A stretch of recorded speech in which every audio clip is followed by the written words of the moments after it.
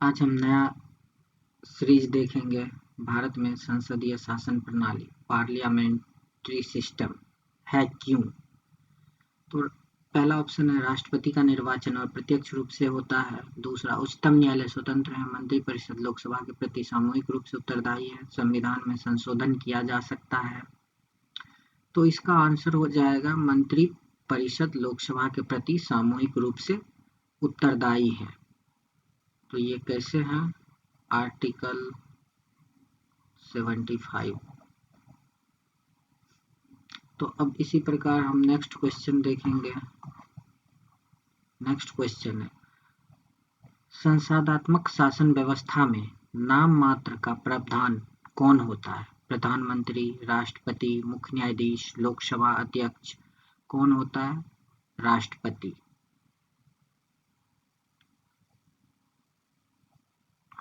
जबकि प्रधानमंत्री प्रमुख होता है। ये जो है प्रमुख होता है, समझे।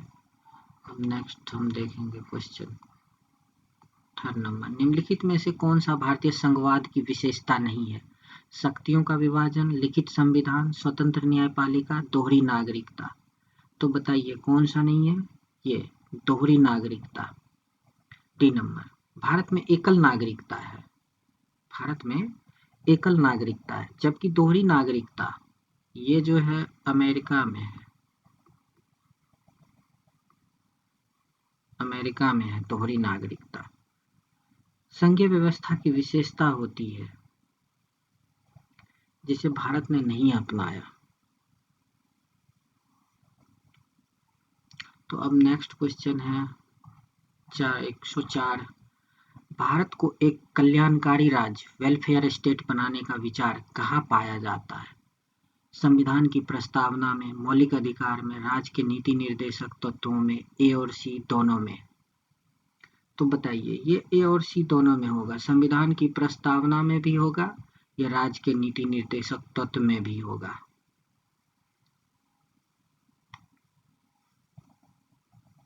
विशेष रूप से डीपीएसपी में होगा, ये राज्य के नीति निर्देशक तत्व में। तो इसका आंसर ए और सी दोनों बोथ होगा। तो अब नेक्स्ट क्वेश्चन जाएंगे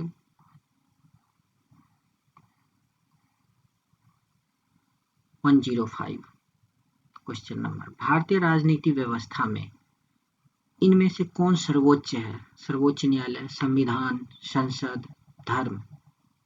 बताइए आप लोग। संविधान सर्वोच्च है। भारतीय राजनीति व्यवस्था में संविधान सर्वोच्च है।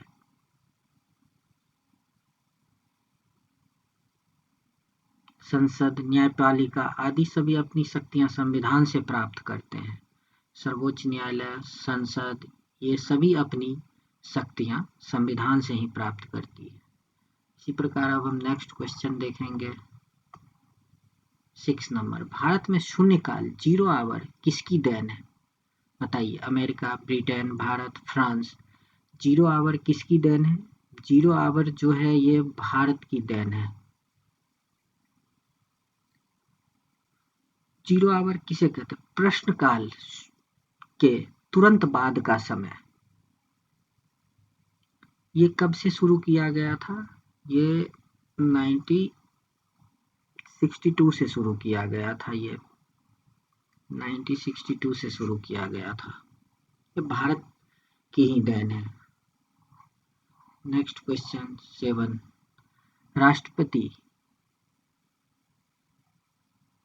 राष्ट्रपति का जो है राष्ट्रपति पद धारित में समस्त कार्यपालिका शक्तियां किसमें निहित होती है? राष्ट्रपति में, कैबिनेट में, व्यवस्थापिका में, उच्च सदन में। तो बताइए ये किसमें निहित होती है? ये जो है राष्ट्रपति में ही निहित होती है। अध्यक्षीय प्रणाली में राष्ट्रपति कार्यपालिका का वास्तविक प्रमुख होता है। तो ए आंसर हो जाएगा। अब नेक्स्ट क्वेश्चन पे आएंगे 108 क्वेश्चन नंबर। भारतीय संघवाद को सहकारी संघवाद किसने कहा था? G Austin, KC Wheeler, sir Ivor Jennings, B R Ambedkar. तो बताइए ये किसने कहा था?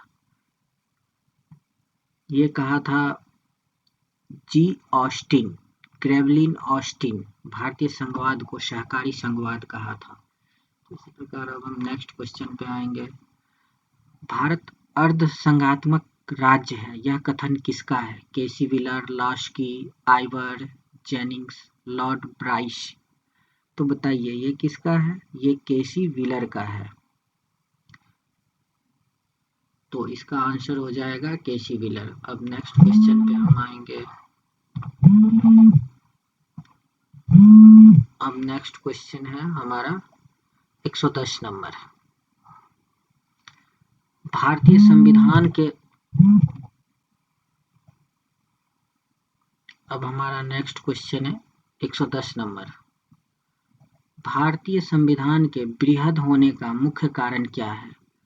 इनमें अनेक संविधान के अनुभव समाविष्ट है। यह संघ तथा राज्य दोनों सरकार का संविधान है। इसमें विस्तृत प्रशासकीय प्रावधान है। उपरोक्त सभी। तो बताइए इसमें से इसका आंसर क्या होगा? तो 110 का हो जाएगा उपरोक्त सभी, इसमें से सभी हो जाएगा। तो अब हम नेक्स्ट क्वेश्चन पे आएंगे। नेक्स्ट क्वेश्चन है राष्ट्रीय प्रतीक, नेशनल सिंबल्स।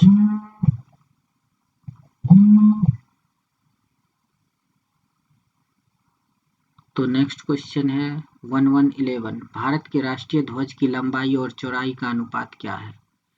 2:3, 3:2, 3:4, 1:2।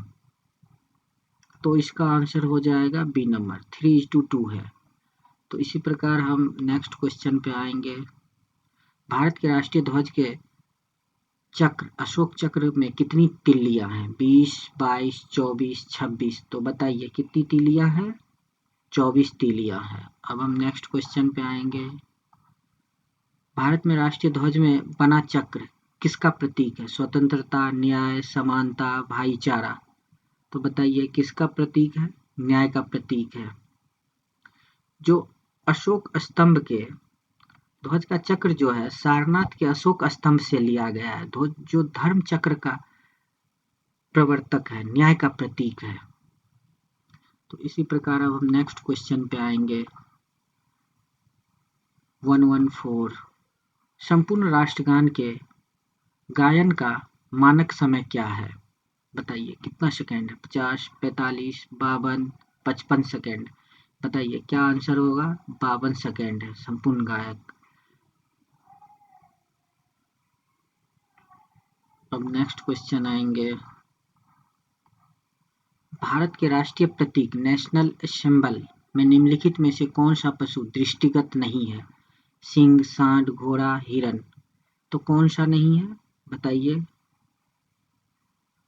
हिरन, ये सभी है। तो इसी प्रकार डी आंसर इसका। Next question. भारत शासन द्वारा राजकीय चिन्ह स्टेट,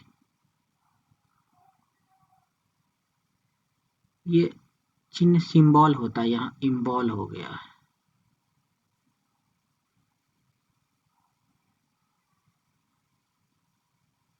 कब अंगीकृत किया गया था?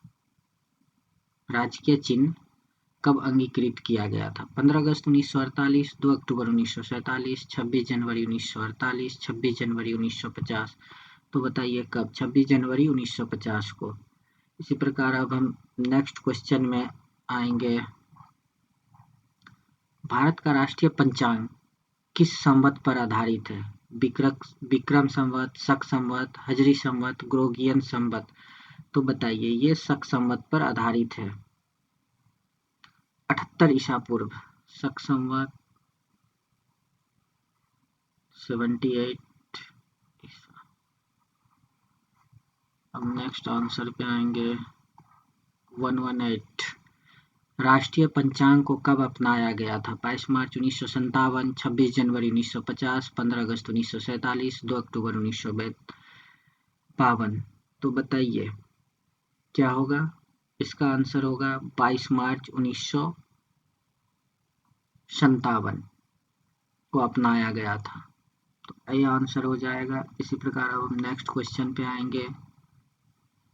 सत्यमेव जयते शब्द किस उपनिषद से लिया गया है? मुंडकोपनिषद, कंठोपनिषद, छंदोगोपनिषद, ईशोपनिषद। तो बताइए ये किससे लिया गया है?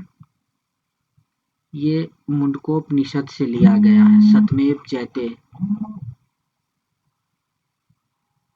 से लिया गया है।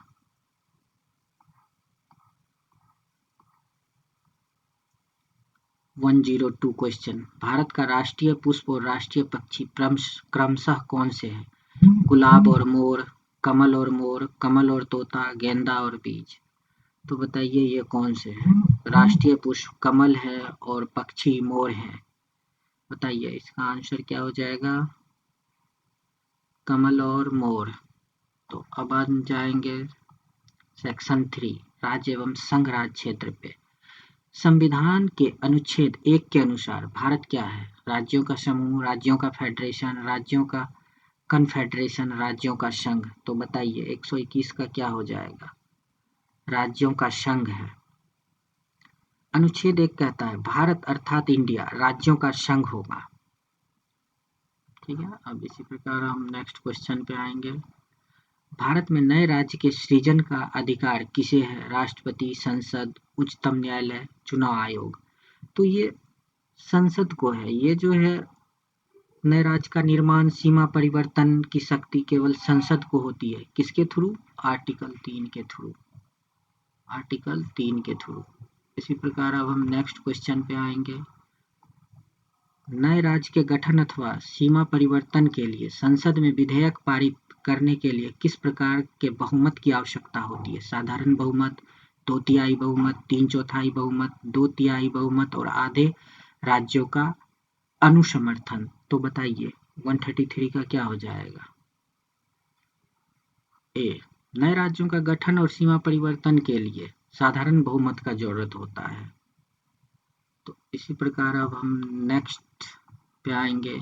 भारत में संघ राज्यों का प्रशासन किसके द्वारा किया जाता है? राष्ट्रपति द्वारा, उपराज्यपाल द्वारा, गृह मंत्रालय द्वारा, प्रशासक द्वारा। तो बताइए क्या हो जाएगा? भारत के राष्ट्रपति द्वारा। और इसका जो है किसके द्वारा किया जाता है? ये उपराज्य के माध्यम से इनका प्रशासन होता है। नेक्स्ट क्वेश्चन, आज का आखिरी क्वेश्चन 125 क्वेश्चन नंबर।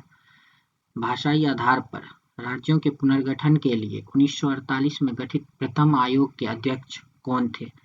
जस्टिस फजल अली, एस.के. धर, जवाहरलाल नेहरू, पटाभी सीतारमैया। तो बताइए 125 के कौन होंगे? एस.के. धर। भाषाई प्रांत जून 1948 में एस.के. धर के अध्यक्षता में भाषा के बजाय प्रशासनिक सुधार को आधार बनाने की सिफारिश किया गया था एस.के. धर कमेटी के द्वारा।